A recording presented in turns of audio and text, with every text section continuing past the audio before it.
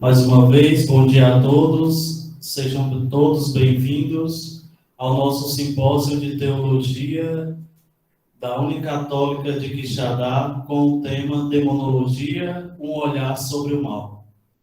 Iniciaremos agora a nossa quinta conferência, intitulada Os aspectos psicológicos e parapsicológicos da manifestação dos demônios.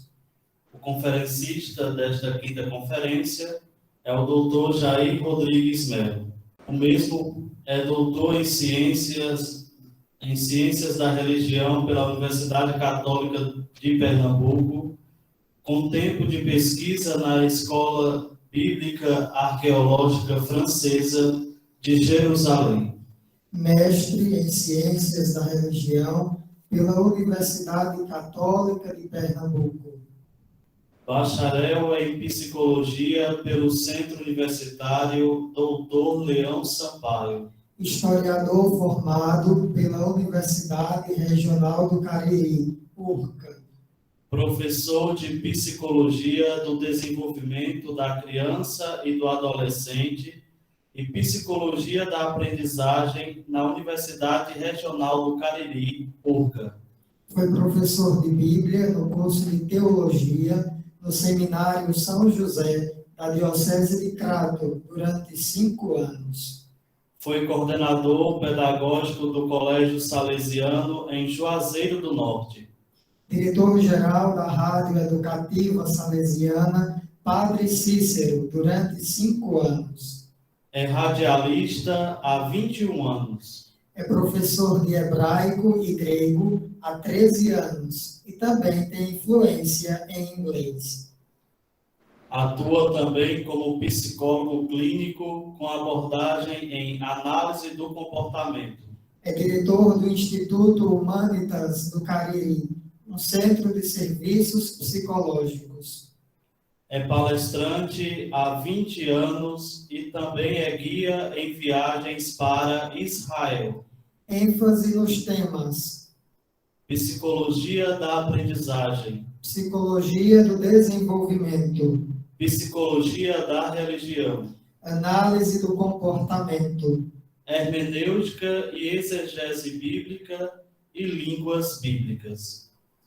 Dr. Jair tem de 60 a 70 minutos para expor a temática e, ao final, teremos 15 minutos para as respostas das perguntas. Dr. Jair, seja bem-vindo e a palavra é sua. Muitíssimo obrigado pelo convite. Agradeço imensamente o convite para estar aqui com vocês. Tive a oportunidade de, ainda este mês, participar da roda de conversa sobre o tema do diabo e os demônios na Bíblia. E agora, para refletirmos à luz da psicologia e problematizando também alguns pressupostos da parapsicologia. Considero de extrema importância uma abordagem temática como esta num congresso teológico tão importante. Um tema muito atual, mas também ainda bastante controverso, gerando muitas dúvidas e necessidades de compreensão dos fenômenos conflitantes e confrontantes com conceitos que a ciência moderna também nos apresenta e aquilo que ressignificações e reinterpretações teológicas, ou diria bíblico-teológicas, também nos colocam diante. E aí eu gostaria de dizer a vocês que essa exposição aqui, que será sistemática, breve, mas espero que possa contribuir bastante com a compreensão desse tema tão complexo. E ao final vamos abrir espaço sim para perguntas, para interações, e será um grande prazer poder trocar informações, conteúdos, conhecimento com vocês sobre esse assunto. Um assunto que eu venho pesquisando já há um certo tempo e que, de fato, me desperta bastante interesse como psicólogo e como biblista. Então, nessa seara, estaremos aqui tecendo e refletindo sobre este tema complexo. Mais uma vez, agradeço o convite aqui pela Unicatólica de Quixadá e espero poder colaborar bastante com o tema. O diabo e os demônios foi tema da última palestra que ministrei aqui com vocês. Como sei que nem todos estiveram presentes, eu vou retomar só alguns aspectos rapidamente. Vimos na palestra que há distinções muito claras do ponto de vista bíblico entre a figura do diabo e a figura dos demônios. O diabo é apresentado na narrativa bíblica como o representante do mal, aquele que se opõe a Deus. Vimos que inicialmente a concepção era de que de Deus se parte o bem e o mal. Dele vêm coisas boas e coisas ruins. Sob a lógica da chamada teologia da retribuição, Deus dá a cada um conforme sua conduta. O texto mais emblemático sobre isso é Jó, capítulo 2, por exemplo, onde ele, diante de tantas mazelas, é questionado acerca da sua fidelidade a um Deus que manter relação com ele parecia não estar compensando. E a resposta de Jó foi basicamente esta: se aceitamos de Deus os bens, não devemos também aceitar os males? Inicialmente não havia a concepção de que o mal provinha de uma força antagônica a Deus e que seria fruto do diabo. Mas sim, pela lógica retributiva, a ação de Deus em conformidade com o comportamento da pessoa. Essa é a lógica da teologia da retribuição que vai ser questionada no próprio livro de Jó. O livro de Jó tem 42 capítulos, ele ficou conhecido como um homem muito paciente, mas a verdade é que a paciência dele terminou no capítulo 3, versículo 1. Então não durou muito, porque o livro tem 42 capítulos. Se as pessoas tivessem lido o Jó inteiro, seriam bastante críticas da chamada teologia da retribuição. Porque se tem uma coisa que ele foi com ela, foi impaciente, questionador, crítico, ácido em relação às proposituras de uma teologia que estava fundada numa lógica justicialista. Você poderia questionar, mas, professor, tem mais páginas na Bíblia defendendo a teologia da retribuição do que condenando a teologia da retribuição? Venha cá. Talvez o episódio, o fenômeno da morte de Cristo na cruz seja a expressão máxima de um Deus que não é retributivo e que acaba com qualquer pó da teologia da retribuição. Pois o bendito morreu, do ponto de vista histórico, como maldito, sendo, de fato, aquele que assumiu as nossas dores e que se entregou livremente e por amor. E que, pela lógica da teologia da retribuição, não seria possível a gente conceber a lógica desta morte de Cristo na cruz. O próprio Paulo vai deixar claro, não é? Onde avultou o pecado, superabundou o castigo? Não. Onde avultou o pecado, superabundou a graça de Deus. Como livre iniciativa de Deus e corresponsabilidade humana. Portanto, inicialmente a concepção era de que de Deus vinha o bem e o mal. Foi no contato do povo judeu com os persas que começou-se a ter uma formação de uma personificação do mal na figura do diabo. Os persas já vinham fortalecendo, já desde o século VI a.C., a crença numa religião dualista, advinda de Zaratustra.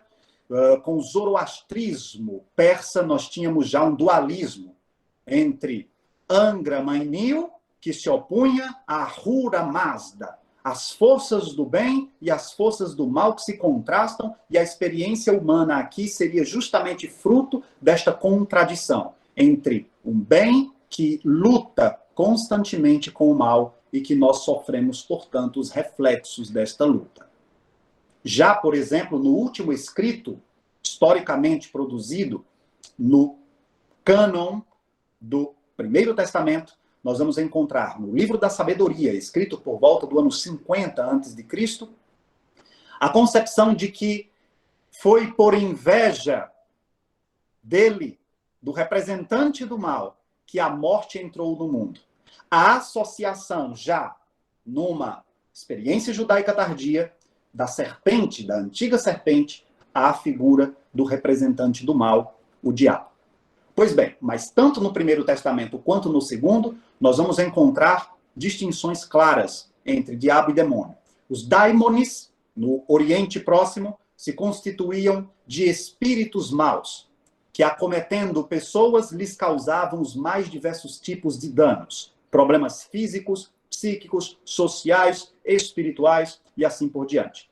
Listei para vocês na palestra vários tipos de daimones citados no Primeiro Testamento. Os Shedim, por exemplo, não é? Falei para vocês a respeito daqueles que eram chamados demônios do deserto, associados também a animais, são citados no Primeiro Testamento, não é? Os Tzim também, que estão ligados a forças do deserto, são citados. Os Elilim, que eram deuses estrangeiros, considerados também como demônios. Reshef, também nós vamos encontrar citações em Salmo 78, versículo 48. São termos genéricos para designar demônios coletivos, sempre associados a animais ou figuras que poderiam tanto fazer o bem quanto fazer o mal. Basta lembrar da expressão grega eudaimonia. Eu, termo, se refere a bom, e daimoni, como um bom demônio, ter um bom demônio, não é? Basta lembrar também a semântica da palavra fulano é um demônio naquela área de conhecimento, indicando alguém muito esperto, alguém muito inteligente.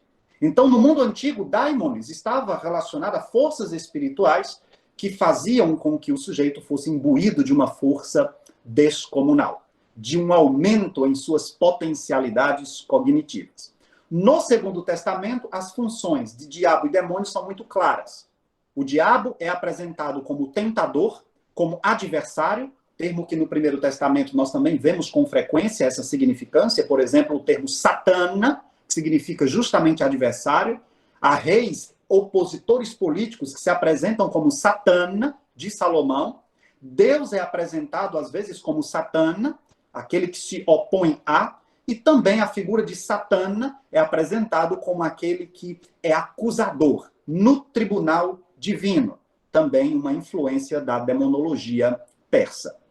É fato que no Segundo Testamento ali aparece a figura do diabo como tentador, como aquele que induz as pessoas de fato ao mal, como que semeou o joio no meio do trigo, mas você não encontra no Segundo Testamento expressões de que o diabo entrou em alguém, houve possessão diabólica. Fala-se em possessão demoníaca. Você não tem um caso de possessão diabólica. Opa, professor, calma. Existem textos que sugerem isso. Quando se diz que Judas foi tomado pelo diabo, quando se diz que Pedro foi tomado pelo diabo, por exemplo, em Mateus capítulo 16, quando se diz que Jesus, ao anunciar o tipo de morte que teria, e Pedro se opõe a esta perspectiva, e Jesus diz para trás, Satanás, porque teus pensamentos são pensamentos dos homens. E será se então ali estaria ele possuído pelo Satanás? Claro que não. Trata-se de uma forma simbólica de falar da oposição do pensamento ali expresso de Pedro àquela que era a proposta divina. Então, não se fala de possessão diabólica, mas sim demoníaca. E quando se fala em possessão demoníaca, nós estamos no tema da saúde e da doença, como se explica a saúde e a doença no mundo antigo. Sabemos que, por exemplo, no Egito Antigo se acreditava no fenômeno da trepanação, onde uma pessoa doente poderia ter furado o seu crânio para que saísse um espírito mau daquela pessoa. De uma maneira que ali foram encontrados vários crânios também nessa condição, e aí se tinha a ideia de que o espírito era que contribuía para o adoecimento. Isso tem influência direta na Bíblia. Era o caso de Saul, por exemplo, quando Davi tocava a harpa e o espírito mal deixava, ele que ficava com o humor rebaixado, ficava um tanto deprimido. Então, a saúde mental, o adoecimento psíquico já era também associado a forças espirituais. Era muito importante naquele mundo antigo saber o nome do demônio, porque o nome do demônio diria o estrago que ele poderia fazer na vida daquela pessoa. Então, um exemplo clássico no Primeiro Testamento, nós temos o Asmodeu, que era o demônio que acometeu Sara, que se tornou mulher de Tobias. Todo aquele que se aproximava para casar com Sara morria. E isso se dava pelo espírito mal. Então, saber o de Asmodeu, ou saber o nome do demônio, diria o que ele seria capaz. Seria quase como que o diagnóstico da doença. E aí saberíamos aquilo que poderia ser a manifestação sintomatológica. No caso do Segundo Testamento, nós temos a relação de interpretações com forças demoníacas, né? A atribuição de forças demoníacas ao adoecimento e outras experiências lacunares bastante heterogênea, né? Essa atribuição é bastante heterogênea. Por exemplo, o caso da febre. Segundo o relato de Lucas, quando Jesus cura a sogra de Pedro, é ali quase que um exorcismo. É praticamente um exorcismo. Jesus repreendeu a febre e a febre a deixou. Jesus repreendeu a febre e a febre a deixou. Claro que naquele tempo o conhecimento da microbiologia era bastante rudimentar. Evidentemente que atribuíam a febre a forças espirituais, aos daimones, por exemplo, não é? E assim também crises epilépticas. A epilepsia foi descoberta e foi, de fato, compreendida cientificamente a partir do século XIX. Claro, século XIX depois de Cristo.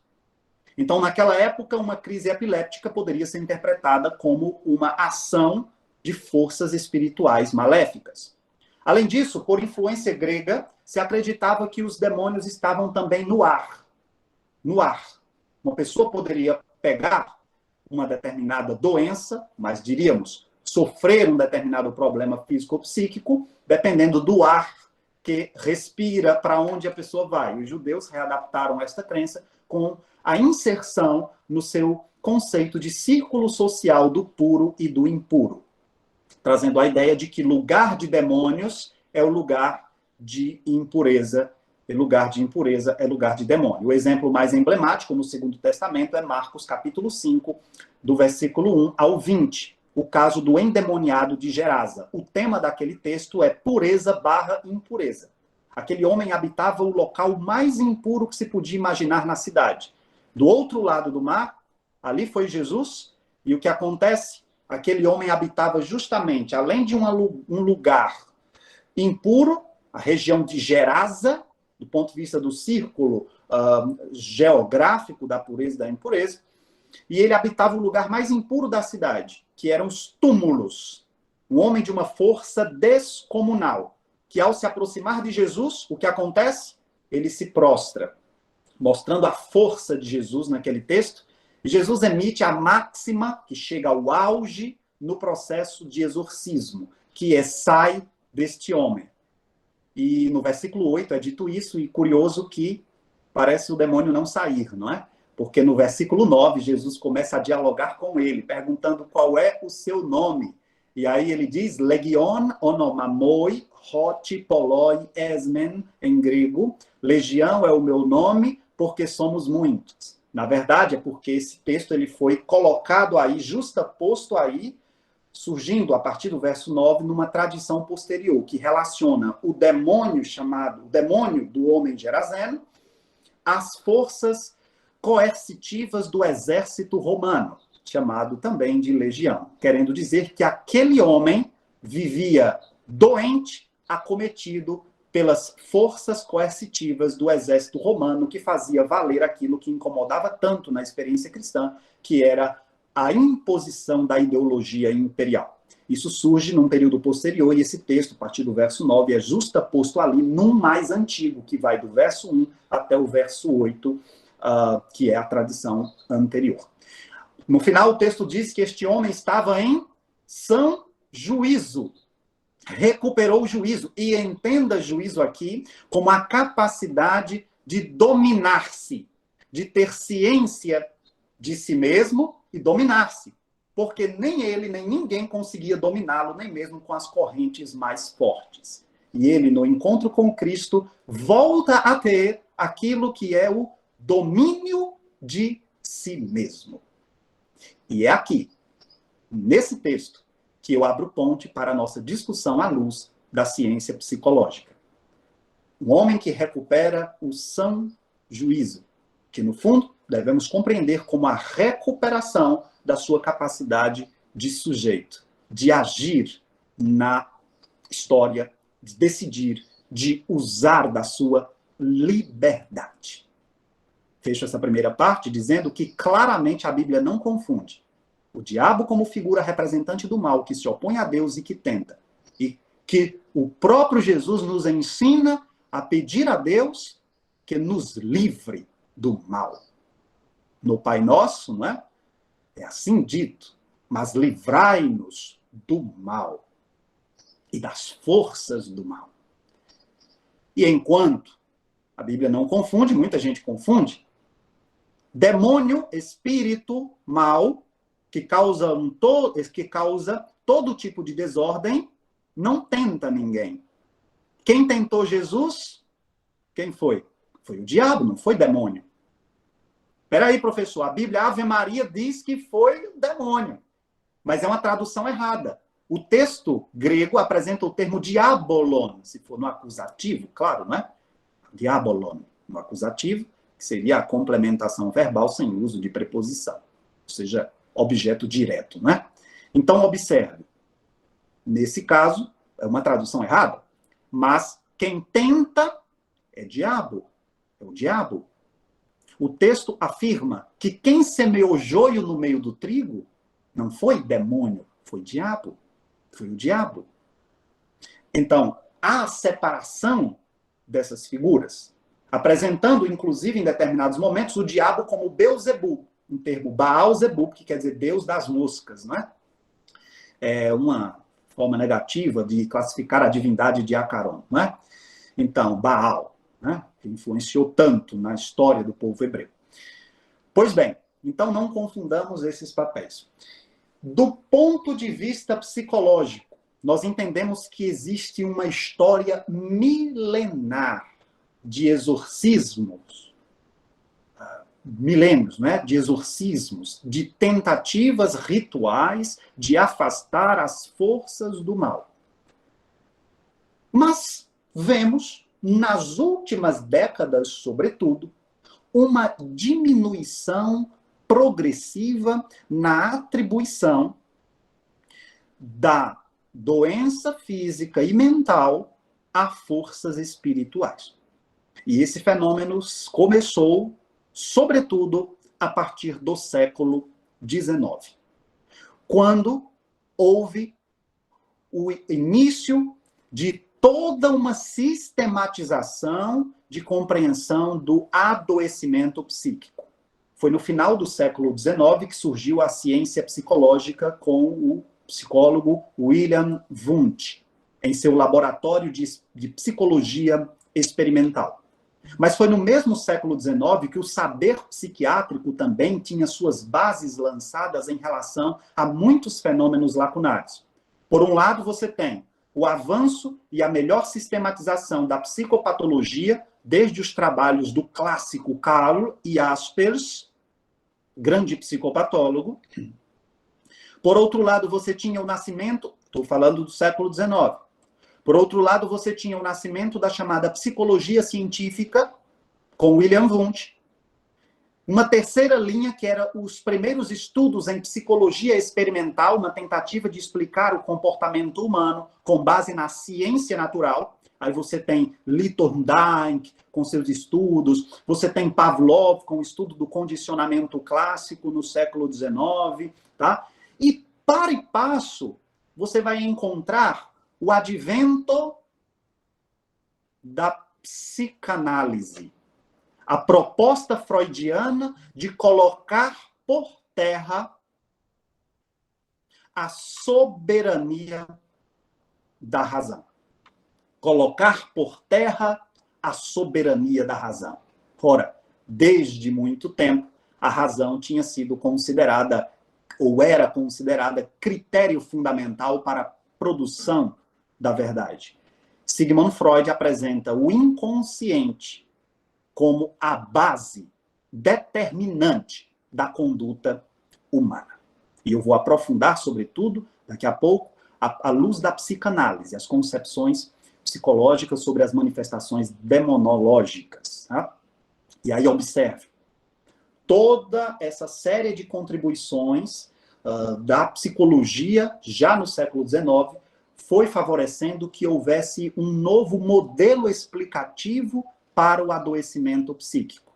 Pela linha freudiana, o adoecimento psíquico não seria fruto de um sujeito tomado por um espírito que lhe é externo, mas sim por um processo de patos, esse é um termo específico que significa literalmente paixão, envolvimento, sofrimento, um patos simbólico relacionado a conflitos de um sujeito desejante e que reprime as condições dos seus desejos. Uma repressão esta que também volta com formação de sintomas neuróticos e ou psicóticos. Tá? Então, já naquele momento, já havia um questionamento severo acerca do adoecimento psíquico como fruto da influência do indivíduo a forças externas. Então, espíritos me acometem, entram em mim e, de alguma forma, eu passo por um processo de adoecimento. Segundo Freud, o adoecimento psíquico é fruto de conflitos conscientes e, sobretudo, inconscientes. Aprofundaremos daqui a pouco. Isso, claro, que já vinha sendo tomado por uma polêmica muito grande, né? Num contexto em que, dependendo, até hoje é assim, lógico, dependendo de como eu explico o adoecimento, eu vou buscar ajuda aqui ou ali. Se eu explico a minha febre com uma bactéria ou com um vírus, provavelmente procurarei um médico para, talvez, fazer uso de antibióticos, dependendo de como eu explico. Se eu explico que o meu adoecimento psíquico foi fruto do olhar daquele vizinho ou daquela vizinha que olha para uma planta e ela murcha, então a rezadeira receberá a minha visita. Se a minha explicação está no fato de que eu fui acometido por um demônio, então, com certeza, marcarei um tempo ali na agenda do exorcista. E se, claro, eu compreendo que esse adoecimento psíquico ele é fruto também de uma alteração química cerebral, o psiquiatra me verá. E que talvez para alguns dizer que estou falando com Deus ou com a divindade seja uma experiência teológica, seja teologia. Mas talvez alguém dizer que ele está aqui falando, ou que o demônio está aqui falando, seja psiquiatria. Em alguns casos, isso se verifica. O conhecimento da química cerebral, o desenvolvimento da neurociência, contribuiu substancialmente para justamente se pensar e se descobrir muitos fenômenos que até então não eram explicados cientificamente e, portanto, também, ou sobretudo, explicados pelas forças espirituais. Uma descoberta que revolucionou a concepção do adoecimento psíquico foi a descoberta dos efeitos dos neurotransmissores. Assim como isso já no século XIX, né, estudos relacionados à influência dos neurotransmissores, né, século XIX, século XX, e em relação ao adoecimento mental, trouxe muitas explicações sobre comportamentos lacunares, que era também uma grande incógnita, né, para a própria ciência. Vamos dar aqui um exemplo muito claro em relação à questão da química cerebral. A dopamina é um neurotransmissor bastante relacionado à alteração senso-perceptiva. Não é à toa que a esquizofrenia, que é uma das mais graves síndromes psicóticas, é conhecida como síndrome dopaminérgica, assunto tratado pelo professor Paulo Dalgalarrondo no seu livro Psicopatologia e Semiologia dos Transtornos Mentais. Digamos que muitas e muitas atribuições do adoecer psíquico à figura do diabo e dos demônios se deu pela falta de compreensão dos efeitos da dopamina no corpo humano. A dopamina é um neurotransmissor responsável pela sensação de prazer e bem-estar, mas que também altera a capacidade senso-perceptiva. Por exemplo, de acordo com o neurocirurgião, professor da USP, Fernando Gomes, em seu livro Neurociência do Amor, ele destaca como a ocitocina e como a dopamina alteram a capacidade de juízo daquela pessoa que está apaixonada. Sabe aquela pessoa que está apaixonada e que, portanto, arrefece determinadas críticas em relação àquele que é seu objeto amado, né? Que, de repente, ali não percebe certos defeitos, essas situações? Pois bem, a função da dopamina, além de melhorar os níveis de prazer, ela também diminui a capacidade de juízo e altera a capacidade senso-perceptiva. Então, uma pessoa que tem esquizofrenia, por exemplo, ela pode dizer que está ouvindo determinadas vozes e ela pode muito bem dizer que está vendo determinadas pessoas. Aqui mesmo no meu consultório, já recebi várias situações em que uma pessoa, por exemplo, com esquizofrenia, não é? Um exemplo, uma mulher chegou e disse, olha, eu estou aqui, o meu pai faleceu, está com o tempo, mas ele está aqui do lado, sentado ali no seu sofá. E aí começou a falar com o pai. E para estas pessoas, não adianta você dizer que isso não existe, que isso é uma coisa da cabeça da pessoa. Não, não é assim. Ela, de fato, está tendo uma experiência real. E que os estudos no campo da neurociência, que avançaram muito nas últimas décadas, apontam o grande efeito da dopamina. Então, a descoberta da influência da dopamina nas chamadas crises psicóticas revolucionou o conceito de alteração no estado mental e de concepções sobre ouvir vozes, sobre ver vultos, ver determinadas pessoas, etc. O termo esquizofrenia, que foi cunhado a partir do ano 1911, portanto, início do século XX, né, da ideia de divisão. Fala-se de corte com a realidade. O sujeito esquizofrênico, ele corta com a realidade objetiva e ele passa a estar sob controle de uma realidade subjetiva. Existem vários tipos de esquizofrenia, mas na psicopatologia nós concebemos 4 tipos. Existe o tipo de esquizofrenia chamada de paranoide, em que o indivíduo introjeta uma identidade que lhe é exterior. Então, um exemplo, outro dia cheguei numa palestra, para ministrar uma palestra no interior de Pernambuco, e assim que eu desci do carro para ministrar a palestra, uma pessoa me saudou dizendo, olá, professor Jair, eu sou Nossa Senhora, Mãe de Jesus. E aí eu disse, oi, Nossa Senhora, prazer falar contigo, né? Entrei sim no mundo dela, mas, de fato, a esquizofrenia paranoide geralmente está relacionada à introjeção da identidade, uma confusão de identidade, onde eu introjeto a ideia de um ser externo, mas que também se manifesta com conteúdos persecutórios. O outro tipo é a forma catatônica, né? Esquizofrenia catatônica, em que o sujeito pode ter flexibilidade serácea, né? Ele fica ali numa dada posição, bem estereotipada. Pode acontecer também o outro tipo, que é o tipo de esquizofrenia chamada de hebefrênica, em que há confusão do pensamento, uma desorganização no pensamento. Então, é basicamente o tipo, todo homem é mortal, Sócrates é homem, logo chove. Então, uma desorganização do pensamento, uma incapacidade em relação à abstração, tá? A relação de conceitos. E existe a esquizofrenia simples, em que se salienta, inclusive, os chamados sintomas negativos, né? A gente divide os sintomas da esquizofrenia entre os positivos e os negativos. Os positivos são os sintomas psicóticos, que são alterações senso-perceptivas, então, alteração visuais, gustativas, olfativas, auditivas, tá? Com dado conteúdo que diz muito sobre a psicologia mais profunda deste indivíduo. Então, durante muito tempo, uma pessoa esquizofrênica foi taxada de possessa. Só que no mundo da psicopatologia e da neurociência não existe apenas esquizofrenia. Existem muitos outros transtornos que também foram atribuídos a forças demoníacas. Veja, hoje em dia está na boca do povo ansiedade e depressão. Mas existem muitos outros transtornos e que, inclusive, têm a ansiedade e a depressão apenas como uma comorbidade. Às vezes, como uma consequência. Ou seja, muitas experiências psicopatológicas foram, ao longo da história, sendo atribuídas a forças demoníacas.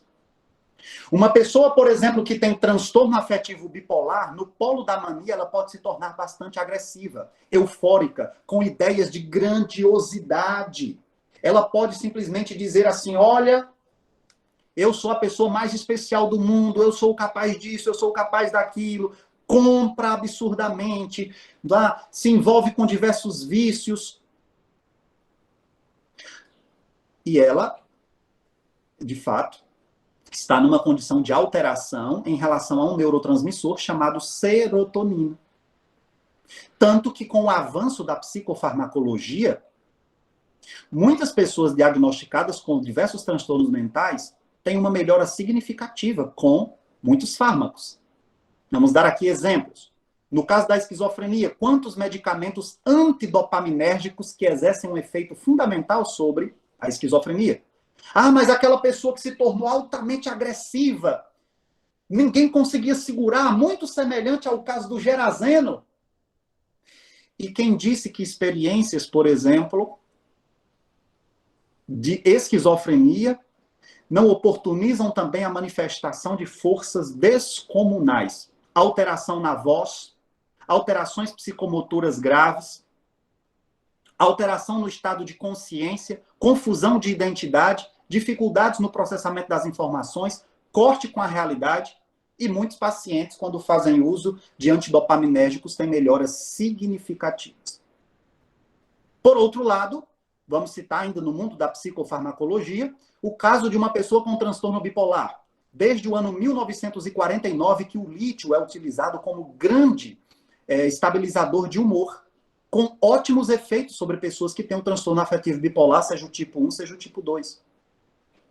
Uma pessoa que tem um quadro de agitação psicomotora e impulsividade emocional muito forte, nos moldes de um TDAH, transtorno do déficit de atenção, hiperatividade e impulsividade. 2 tipos de medicamentos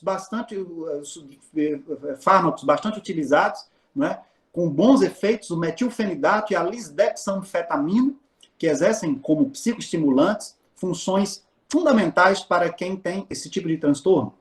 Transtornos de personalidade. Uma pessoa, por exemplo, que não tem empatia. Existem vários transtornos de personalidade que se referem à dificuldade de empatia, né? Transtorno de personalidade narcisista e o caso do transtorno de personalidade antissocial, por exemplo. E uma pessoa dessa estaria acometida por um demônio. Ela pode ser diagnosticada, dependendo do quadro, claro, como alguém que tem um dado transtorno de personalidade. Então, eu quero dizer para vocês que o conhecimento em psicopatologia avançou muito desde o final do século XIX até hoje. Conhecimento da psicofarmacologia e a sua intervenção em relação às sinapses, à absorção e à recaptação, a inibição da recaptação seletiva da serotonina, da noradrenalina, da dopamina, exerceu influência muito grande em relação ao tratamento de diversas psicopatologias e que algumas pessoas, por desconhecerem a ciência psicológica, terminam atribuindo esses fenômenos às forças espirituais, sem uma investigação cuidadosa, sem uma investigação séria. Existe um princípio, aí é uma questão até epistemológica, de explicar determinados fenômenos com conteúdos míticos simbólicos pela ausência de uma explicação científica. Quer dizer, olha, eu não sei por que fulano alterou a voz, eu não sei por que fulano alterou gravemente o seu senso de identidade e seu estado psicomotor. Logo, foi acometido por uma força espiritual. Ora, isso nem lógica tem, não é? Nem lógica tem. Quer dizer, então, há muitas situações assim. Ora, não expliquei, então o que eu quero é uma explicação. Então, qualquer coisa vale, não é? O que eu quero é uma explicação. O que eu não aguento é ficar sem explicar de alguma maneira. Quer dizer, então facilmente uma pessoa vai lá e faz aquela atribuição a esta ou aquela entidade. Grandes contribuições nesse sentido nós também tivemos da psicanálise. Freud tem uma obra vastíssima. Escreveu sobre um caso que eu separei para trazer aqui para vocês. O caso de uma neurose demoníaca de um pintor chamado Christoph Heidsmann, que vivenciou uma experiência de um pacto com o Satanás, isso durante 9 anos, e a explicação para as experiências psíquicas que o Christoph teve, essas explicações à luz da psicanálise são bastante sugestivas para a gente compreender um outro modelo alternativo de compreensão do adoecer psíquico com o patos. Freud escreveu o texto intitulado Uma Neurose Demoníaca do Século XVII. Este é um texto de 1923. Nos últimos meses de 1922, o Freud começou a se dedicar a esse fato. Um homem que viveu no século XVII, mais precisamente ali em 1677, o Christoph Heidsmann, ele, como artista, como pintor, né, ele sofreu várias convulsões. E ele dizia, né, ele admitia, que tinha feito um pacto com o demônio. E muitos entendiam na época que o que ele estava sofrendo, as crises, a falta de domínio de si, o que ele estava sofrendo era fruto desse pacto feito com o demônio. E, nesse sentido, o Freud, ao estudar o caso, né, dizia que enquanto algumas pessoas têm a sua formação de sintomas psicológicos, no âmbito da neurose, outros teriam no âmbito da psicose, mas tem aí raízes nos conflitos inconscientes e que trajes demoníacos se manifestam naquelas pessoas que também, conflitos mal resolvidos, terminariam buscando formas de alívio psíquico, da tensão psíquica, através da formação de sintomas. Uma das origens dessa formação sintomatológica é o conflito na condição desejante. E aí eu preciso explicar isso para vocês, tá? O estado basal da existência humana, o estado mais primério, o estado mais basal na concepção freudiana, é a condição do desejo. O ser humano é um ser de desejos. E, na convivência social, a civilização e a proposição de uma dada moral tem função, eu vou usar um termo psicanalítico, tem função castradora. Freud escreveu sobre isso no final do século... no final da década de 20, do século 20, no livro O Mal-Estar na Civilização. Segundo ele, a experiência do ego será uma experiência sempre angustiante, porque tem que conviver com um id sempre pulsional na direção da realização de um desejo, que não tem escrúpulos, que na sua forma basal não tem sensibilidade às questões morais, mas que visa a satisfação. No outro polo, você tem o superego, como conjunto das regras, da moral, que poda, que limita a condição desejante. E um ego que está na posição entre um id, que é sempre pulsante, que busca a satisfação, e um superego refreador. A angústia constitui sempre a experiência humana como fruto desse conflito.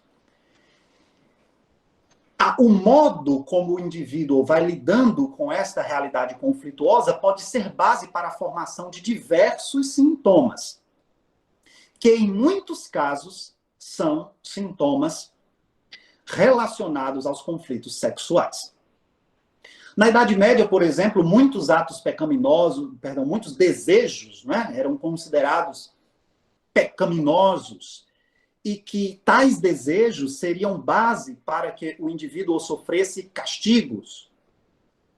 Olhar para uma dada mulher e alimentar um desejo sexual poderia abrir as portas para que o indivíduo fosse acometido pela ira divina, que se manifestaria no adoecimento físico ou mental.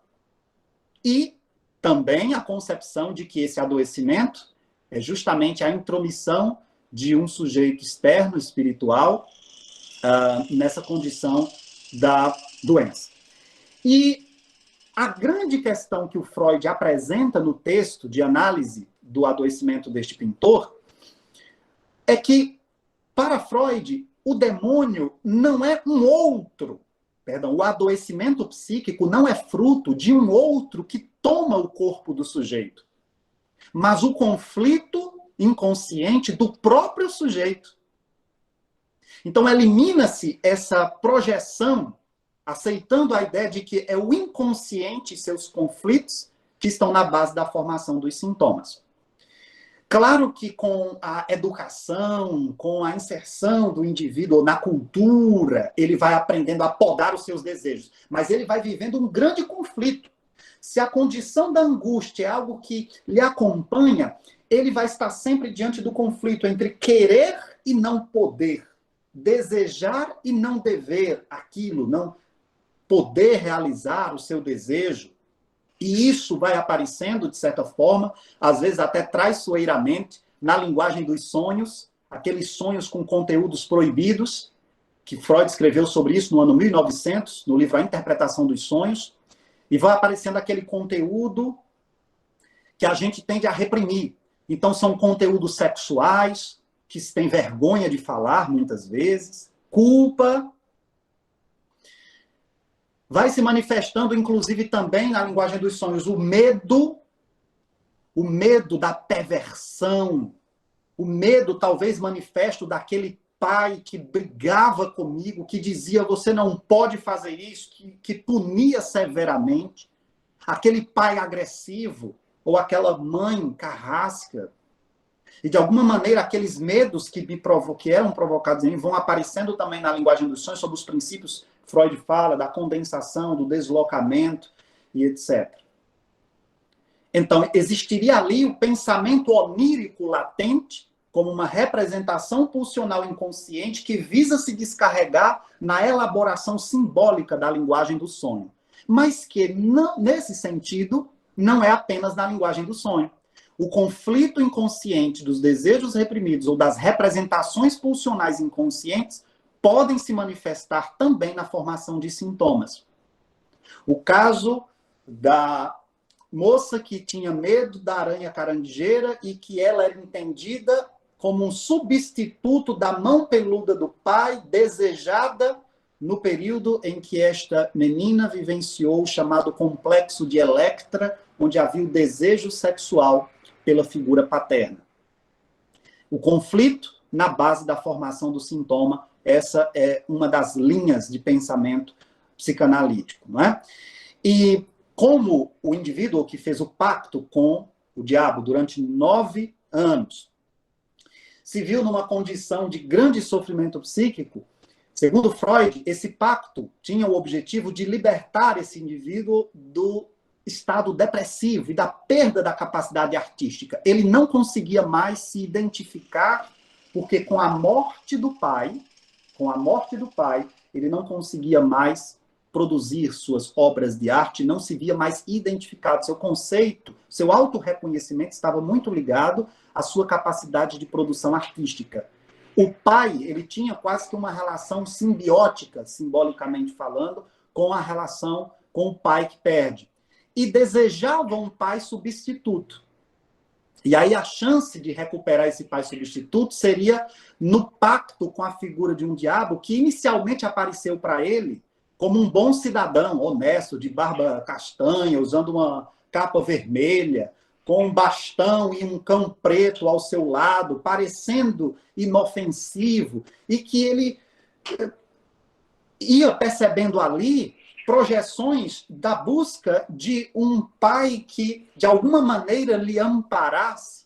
Mas na experiência de formação sintomatológica deste grande artista do século XVII, aos poucos esse diabo foi se tornando uma figura horripilante. Ele foi aos poucos adquirindo características como chifres, garras de águia, uma capa que se transformava em asas de morcego, e ele foi começando a ficar bastante temeroso, e aí começou a projetar ali tudo aquilo de ruim que ele viveu na relação com o pai. Um pai que muitas vezes fora com ele também muito agressivo, que ele tinha medo, ele como uma criança, às vezes indefesa, vinha o pai, lhe batia, lhe falava coisas terríveis.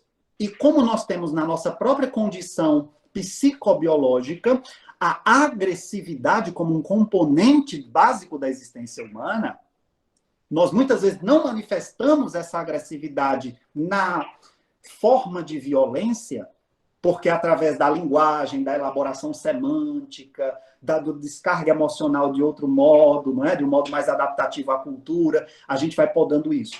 Mas justamente uma pessoa que perde o domínio de si mesma e que tem, muitas vezes, esses comportamentos atribuídos ao diabo, ou à possessão demoníaca, que no fundo seria a perda do controle de si mesmo, é justamente fundamentado na concepção de um indivíduo que adoece, que perde a capacidade de autodomínio e autoconsciência.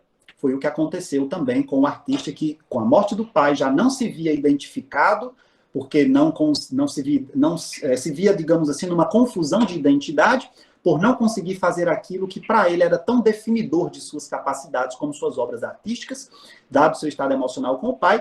E o pacto com o diabo fez com que emergissem vários sintomas dessa relação paterna. Ora, um pai que ampara, que cuida, que protege, e que eu tenho quase que uma necessidade arquetípica de projeção desta figura, no dizer de Carl Gustav Jung, e, neste caso, teria-se também ali catalisada toda, ou seja, reunida, toda a minha angústia por um pai perverso em determinados momentos, carrasco, que me punia e que vinha com toda força para aniquilar a minha condição desejante.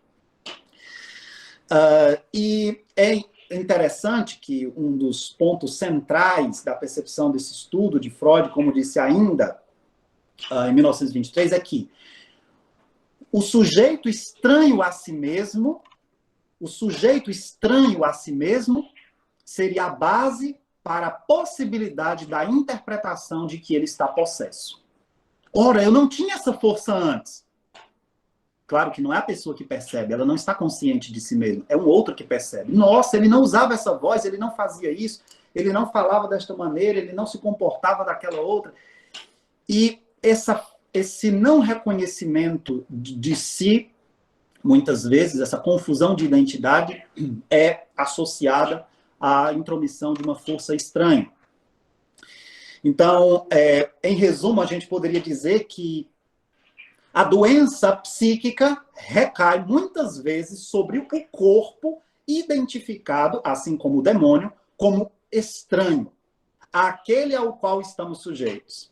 O estranho a nós, dizia Freud, o estranho a nós em nosso próprio corpo, o diabólico que nos transpassa, não seria a sexualidade? Não seria esta marca da alteridade que nos penetra?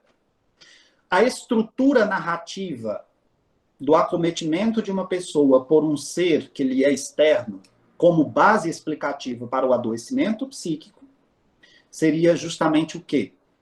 Existe algo que me transpassa. Existe algo que me faz não ter condição de assumir que ali sou eu mesmo, sob pena de muito sentimento de culpa, sob pena de não me reconhecer como sujeito naquela identidade que eu acredito ter. para e passo, um sujeito que também nega sua condição desejante e seus conflitos sexuais, e que, de alguma maneira, a sexualidade é aquela ponte que nos faz total, que nos possibilita total relação com essa alteridade que nos penetra. Então, volta-se a pergunta: o estranho a nós, sendo demônio, enfim, o estranho a nós, em nosso próprio corpo, talvez o diabólico que nos transpassa, não seria a sexualidade? Não seria esta a marca da alteridade que nos penetra? Essa reflexão advinda dessa provocação freudiana de 1923, nesse texto clássico que falei para vocês, né, que é uma neurose demoníaca do século XVII, nos sugere que existem muitos conflitos psíquicos de uma sexualidade que nos envolve, que nos leva à alterdirigibilidade da condição pulsional e muitas vezes à dificuldade em lidar com o conflito advindo de uma condição pulsante inescrupulosa, com os ditames de uma exigência de refreio que nem sempre é bem lidada pelo indivíduo, na formação de sintomas em que o sujeito não se reconhece mais e que muitas vezes deixa fluir aquilo que se tem de mais primevo na sua manifestação comportamental. A agressividade, a violência, a falta de coordenação motora, em que ali, naquele momento em que eu estou sendo interpretado como alguém que está sob a força do demônio, estou ali falando coisa com coisa, talvez estou ali manifestando também toda a libertação de uma série de repressões referentes ao se comportar dentro da caixa, de acordo com aquilo que adaptativamente se espera a cultura. De um ser, quando é criança, está ali, se senta de todo jeito, se balança de todo jeito, chora quando quer, e o processo educacional vai ensinando a podar sua psicomotricidade, a ser uma pessoa politicamente correta, mas, ao mesmo tempo, convive com a ideia de que, poxa, eu não queria estar formal nesse momento, eu queria soltar, eu vou usar uma linguagem bem popular, eu queria soltar a franga, eu queria ser aquilo que um dia eu já fui, sem amarra, sem me preocupar com o julgamento do outro. E o conflito do adoecimento psíquico, muitas vezes, faz com que esse sujeito tenha o desejo de uma liberação tal que já nem se reconhece mais identitariamente e que vai quase que numa experiência de uma associação livre, numa análise, não é? Num contexto de psicanálise, não é? Em que o sujeito fala livremente e vai descarregando ali aqueles conflitos, e a gente para entender como o sujeito psicotiza com o conteúdo que tem. A gente tenta parar para perceber o que nessas palavras, nesse comportamento agressivo, nesse jeito descomunal de se comportar, aquilo que o David Naziot chamaria de fenômenos lacunares também, o que existe aí de conteúdo mais profundo sobre essa organização psíquica? Vemos que, nos últimos séculos, portanto, o conhecimento da neuropsicologia, da neurologia, neurociência, assim como da psicopatologia e da ciência psicológica, ajudou muito a gente a entender a manifestação de vários fenômenos que antigamente se atribuía a espíritos maus, e até hoje assim se faz. Uma chamada de pseudociência, que também deixou vários estudos em relação à tentativa de explicação de fenômenos lacunares, foi a chamada parapsicologia, né? Não é considerada como uma ciência. Os estudos da parapsicologia buscam justamente uma investigação profunda sobre os chamados fenômenos paranormais, né? E os conceitos, os assuntos geralmente pesquisados se referem à capacidade do indivíduo de alterar estados físicos a partir das forças mentais. Conceitos como telepatia, né? Capacidade justamente de exercer esse conhecimento e esse pathos distante, a precognição, ter a ideia de que algo vai acontecer num dado momento, ter um conhecimento prévio, a ideia também da telecinesia, né? O sujeito ser capaz, inclusive, de mover determinados objetos. Confesso que como não sou parapsicólogo, não tenho um aprofundamento significativo nesse campo, mas eu posso dizer para vocês que, pela propositura de refletir à luz da psicologia, inclusive as chamadas explicações de fenômenos parapsicológicos, eu posso dizer para vocês que existe um embate muito grande entre psicologia e parapsicologia, assim como parapsicologia e física quântica, parapsicologia e física, né? Muitos estudiosos que questionam as explicações para determinados fenômenos, explicações feitas pela parapsicologia, levando em consideração que existem estudos no âmbito da física que, inclusive, contradizem determinadas proposituras explicativas, mas a grande questão é que, como psicólogo, sim, aqui estou ministrando esta palestra, eu quero dizer para vocês que, em muito, a realidade do adoecimento psíquico e a atribuição a espíritos maus, muito comum no mundo antigo, tem sido questionada fortemente nos últimos séculos, justamente em função de melhores compreensões acerca da mente humana tão complexa e cheia de lacunas, e que muitas pessoas preenchiam essas lacunas com estas explicações. Então, em suma, poderíamos dizer que, com todo respeito às formas hoje de explicação das forças do mal e do acometimento, não é? De condutas inadequadas àquilo que se espera moralmente de um sujeito, mas é preciso, de fato, reconhecer a contribuição que a ciência psicológica traz para esses fenômenos comportamentais que, em muito, por mais que estranhe, que cause uma dada estranheza, mas que exige, por isso mesmo, de nós um espírito investigativo e interdisciplinar. Interdisciplinar.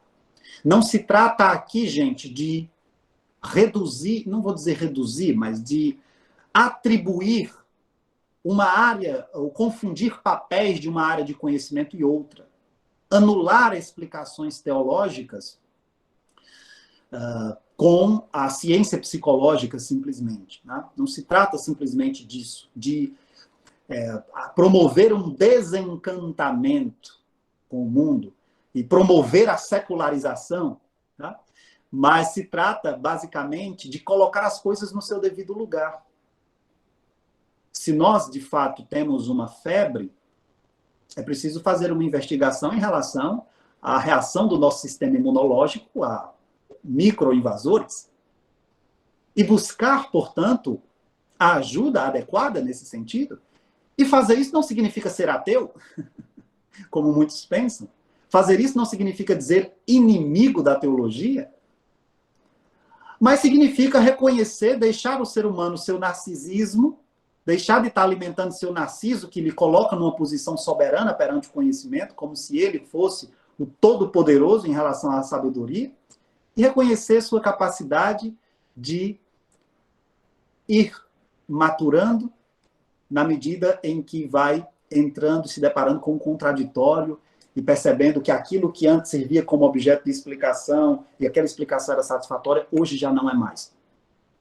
Vamos colocar em pauta também o fato de que muitas pessoas buscam se livrar da responsabilidade das suas condutas atribuindo às forças espirituais. Ah, foi o diabo que me levou a fazer isso. Não fui eu quem fiz. E muitas vezes o indivíduo deixa de assumir a responsabilidade dos seus atos. Em relação ao adoecimento psíquico, eu não vou fazer terapia, eu não vou tomar medicação, eu não vou enfrentar esse problema que estou tendo na minha família, porque isso, na verdade, não está aí o problema. O problema está no espírito, no olhar que alguém lançou sobre mim, E aí, com todo respeito a essa forma de explicação, mas é claro que, como disse no início da palestra, dependendo da forma como você explica, você vai buscar ajuda aqui ou ali. E aí, com todo respeito à diversidade de interpretação, mas eu os convido a serem sensíveis também ao conhecimento da ciência psicológica, para que nós não mantenhamos sistemas explicativos que nem sempre dão conta daquilo que de fato acontece. Não que a psicologia vá de fato dar conta, absolutamente, de diversos fenômenos comportamentais lacunares, mas sabemos que a contribuição é gigante, seja na discussão com as ciências médicas, a antropologia, filosofia, própria teologia, enfim. Então é isso que nós também precisamos, e estamos aqui nesse contexto de um debate acadêmico que visa justamente tal problematização, entender essa realidade sob múltiplos olhares, como é o caso do objetivo também desse congresso com um tema tão complexo. Se deixar aqui, eu ficaria o dia todo conversando com vocês sobre esse tema, mas eu vou abrir agora o espaço para perguntas, para as interações, já agradecendo a atenção e o carinho de todos vocês. Nós que agradecemos, doutor Jair, pela sua disponibilidade, como também pela maestria em apresentar esse tema, que é um pouco complexo, tanto para entender quanto mais para apresentar, né?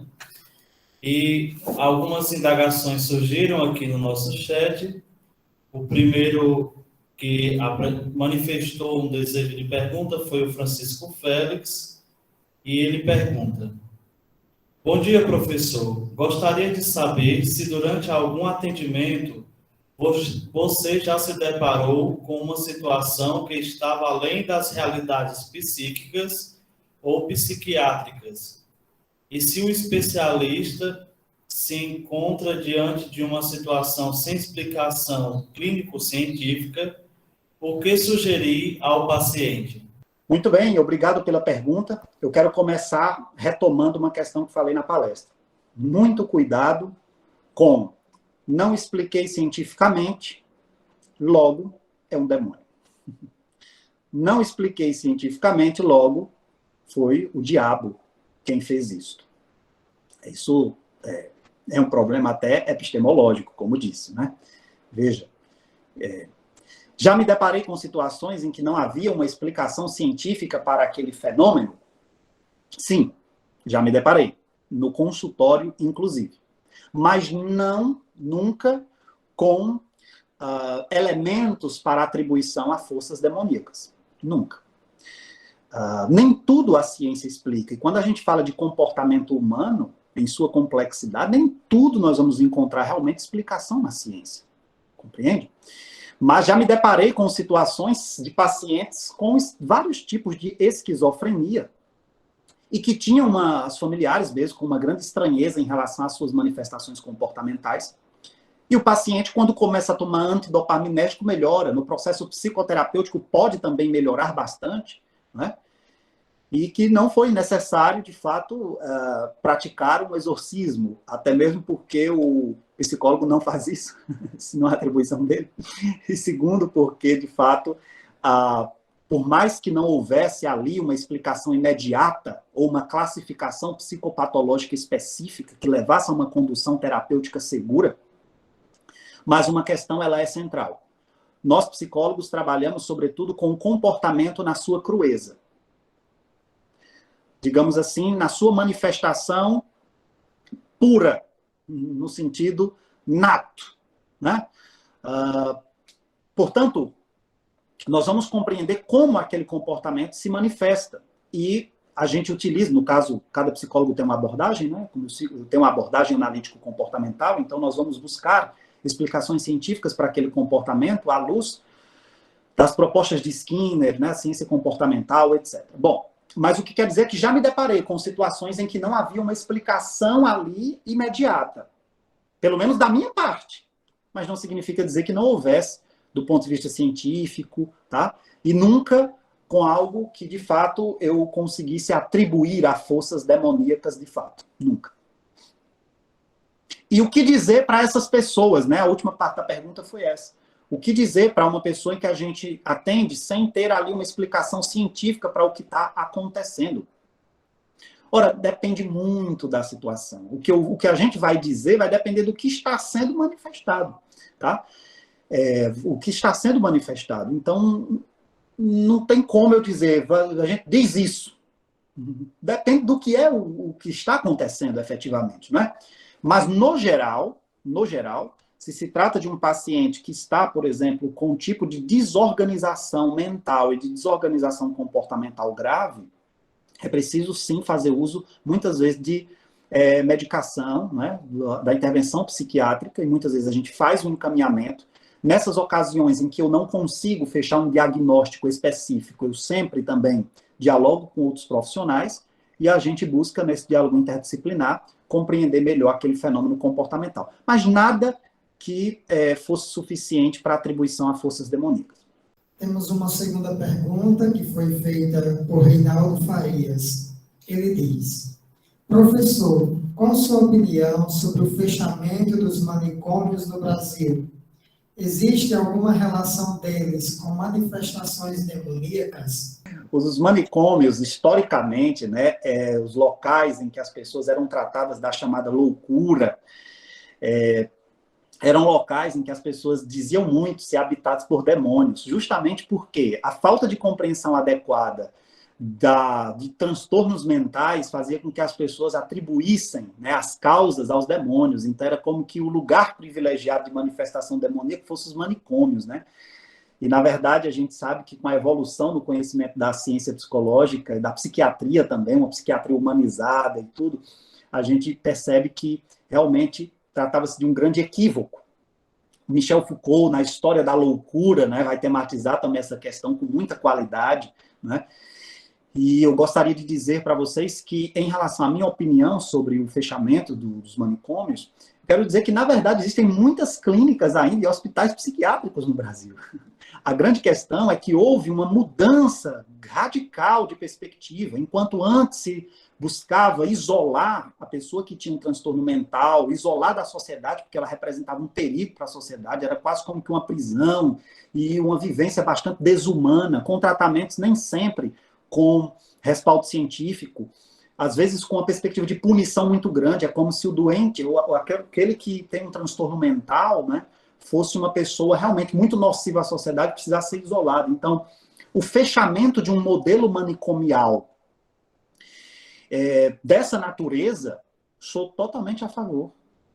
Concordo plenamente. Agora, a existência de hospitais psiquiátricos que trabalham com uma psiquiatria humanizada, com um trabalho psicológico científico, sou totalmente a favor. Nós temos, inclusive, no nosso Brasil, hospitais de referência no tratamento de vários transtornos mentais. Tá? Nós temos, por exemplo, em Salvador, né, o Hospital Juliano Moreira, que foi um grande psiquiatra, né, negro, de grande trabalho, né, de resistência também a muitas formas desumanas de tratamento psiquiátrico, recebeu o nome lá, o Hospital Psiquiátrico Juliano Moreira, em Salvador. É um dos lugares que se formam muitos médicos, né, com residência em psiquiatria, e que tem um trabalho importantíssimo. Então, eu sou totalmente a favor do fechamento de um modelo de manicômio nos moldes do século XIX, que durou ainda muito tempo, né, ao longo do século XX, que tinha um tratamento totalmente desumanizado. E assim encerramos esta conferência muito frutuosa. Primeiramente, queremos agradecer ao senhor, doutor Jair, pela disponibilidade, por aceitar o nosso convite.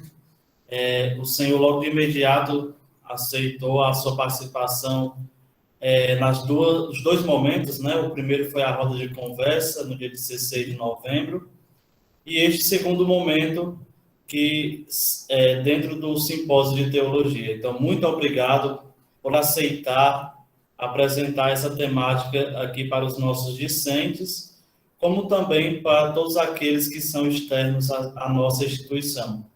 Então, o senhor tem um momento para agradecer, para fazer suas considerações finais. Então, eu também agradeço o convite para estar aqui. Estou sempre à disposição da Universidade Católica de Quixadá, inclusive de vocês que estão aqui me acompanhando de modo geral, para a realização de trabalhos que vocês queiram me demandar, né?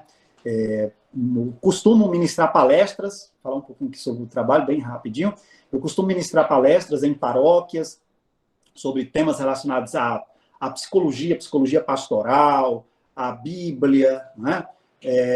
Realizo cursos de Bíblia também, já há mais de 12 anos, de introdução à Bíblia. Temos o curso do Jesus Histórico ao Cristo da Fé, que é compreendendo Jesus também à luz da história, à luz também da cristologia. De modo geral, a gente procura fazer esse diálogo com textos bíblicos e extrabíblicos. Também curso de línguas, não é? Hebraico e grego, que já ministro há 13 anos. No momento estamos na modalidade online, então os nossos cursos de Bíblia, de modo geral, estão na modalidade online. Quem tiver interesse pode entrar em contato comigo. Também a gente realiza as viagens para Israel. Então, quem tiver interesse em conhecer o nosso trabalho de viagem para Israel pode também entrar em contato comigo. E eu realizo o trabalho pelas redes sociais, divulgando conteúdos na área de Bíblia, na área de psicologia, realizando lives também, não é? Sempre com conteúdos aplicados. Então, quem quiser e puder me seguir aí no Instagram, ficarei muito, muito feliz, muito contente, viu? O Instagram é o @Jair Rodrigues Melo. @Jair Rodrigues Melo. É o meu nome completo, você digita lá na barrazinha de pesquisa, Jair Rodrigues Melo. E aí você vai poder acompanhar as nossas lives, os conteúdos também que a gente divulga pelas redes sociais, certo? Ao mesmo tempo também, eu gostaria de, mais uma vez, agradecer a oportunidade de estar aqui, dizer que o que precisarem de mim, seja para a Unicatólica Xadá, outras instituições, né, paróquias, comunidades, eu estou sempre realmente à disposição. Sou aqui da Diocese de Crato, sei que tem muitos alunos do curso de Teologia que são aqui da nossa Diocese. Eu tinha a alegria de ministrar aulas no curso de Teologia, como foi falado no início, e tenho muitas saudades dos nossos alunos, daquela experiência. Então, fiquei muito satisfeito também em poder estar aqui ministrando essa palestra com também aqueles que são aqui da nossa Diocese. Acredito que tem, não é? Os seminaristas da Diocese estão aqui também, da Diocese de Crato, estão nesse momento, né, participando, e eu agradeço bastante. Quero também, nesse final, passar o meu contato, né? Quem desejar entrar em contato para solicitar algum material, também tirar alguma dúvida, algum convite também para alguma palestra, algo do tipo, o meu telefone eu vou deixar aqui na parte das mensagens, tá? O DDD 88, né? 98807-3760. É o 98807-3760. Tá aí. Digitei aí, quem quiser pode registrar. E, como disse, ficarei muito grato se acessarem lá o Instagram depois e puderem seguir, a gente manter contato também por lá, tá bom? Muito obrigado, viu? Nós que agradecemos. Então, seguimos com a nossa programação. Logo mais às 20 horas, teremos a nossa última conferência, intitulada Diferenciação entre Influência Diabólica e Possessão Demoníaca. Estará conosco o reverendíssimo bispo Dom Edson de Castro Homem, que é bispo emérito da Diocese de Iguatu, aqui no Ceará. A todos uma ótima tarde e nos encontraremos às 20 horas do dia de hoje. Muito obrigado pela participação.